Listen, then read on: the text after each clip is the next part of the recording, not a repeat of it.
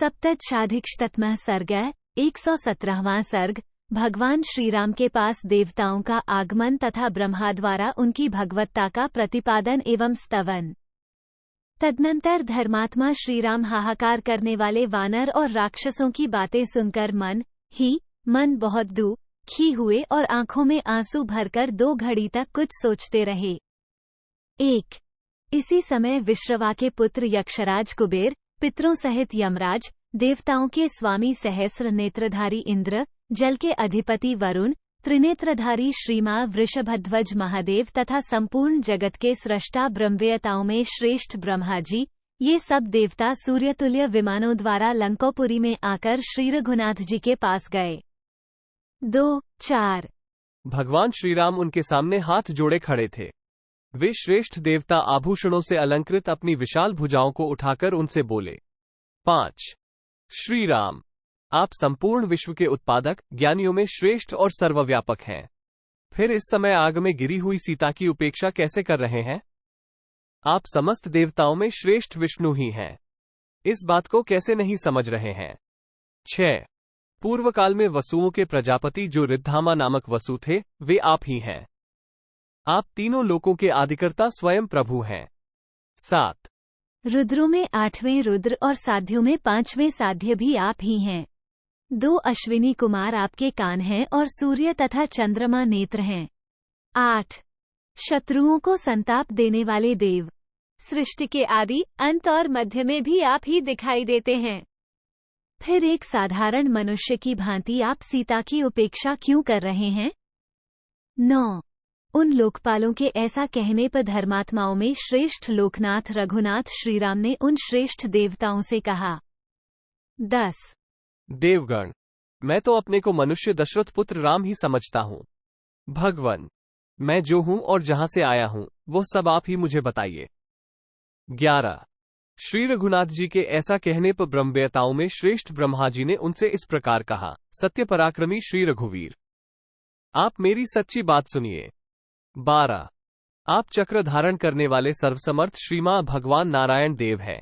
एक दाढ़ वाले पृथ्वीधारी वराह हैं तथा देवताओं के भूत एवं भावी शत्रुओं को जीतने वाले हैं। 13 रघुनंदन, आप अविनाशी परब्रह्म हैं।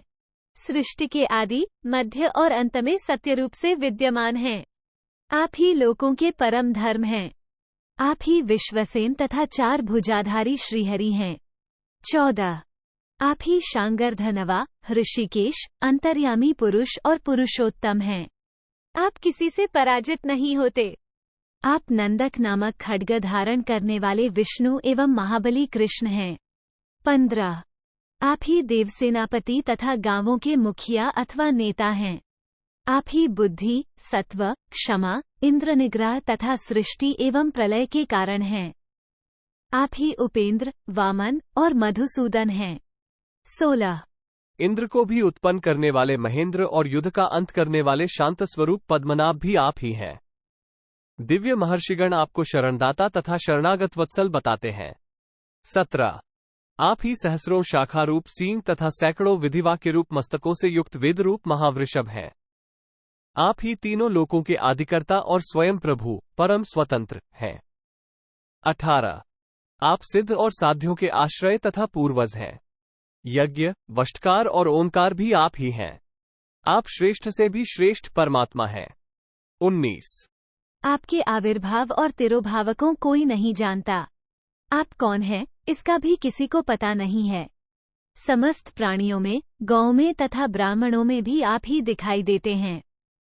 20 समस्त दिशाओं में, आकाश में, पर्वतों में और नदियों में भी आपकी ही सत्ता है।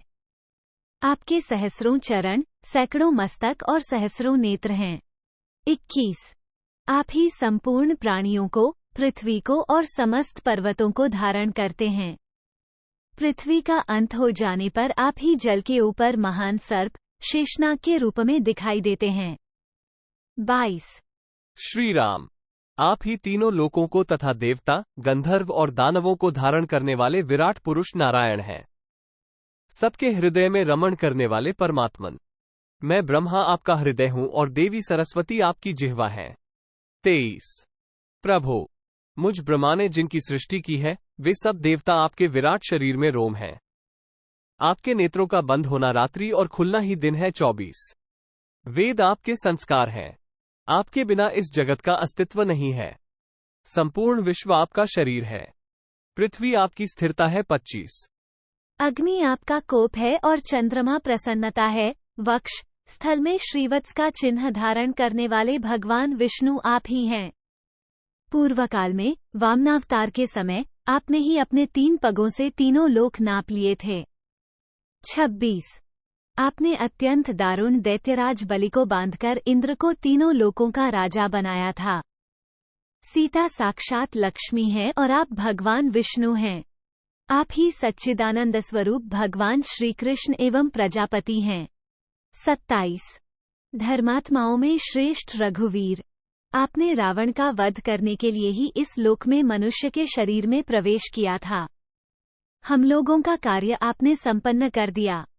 28 श्री राम, आपके द्वारा रावण मारा गया। अब आप प्रसन्नतापूर्वक अपने दिव्य धाम में पधारिए। देव, आपका बल अमोघ है। आपके पराक्रम भी व्यर्थ होने वाले नहीं हैं।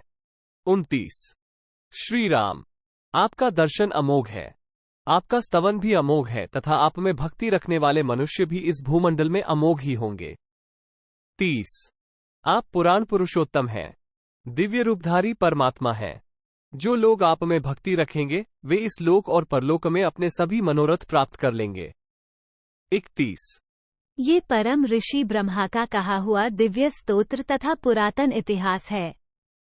जो लोग इसका कीर्तन करेंगे उनका कभी पराभव नहीं होगा। 32 इत्यार्षे श्रीमद् रामायणे वाल्मीकि आदिकाव्ये युद्धकांडे सप्तदशाधिकशततमः सर्गः 117। इस प्रकार श्री वाल्मीकि निर्मित आर्ष रामायण आदिकाव्य के युद्धकांड में 117वां सर्ग पूरा हुआ। 117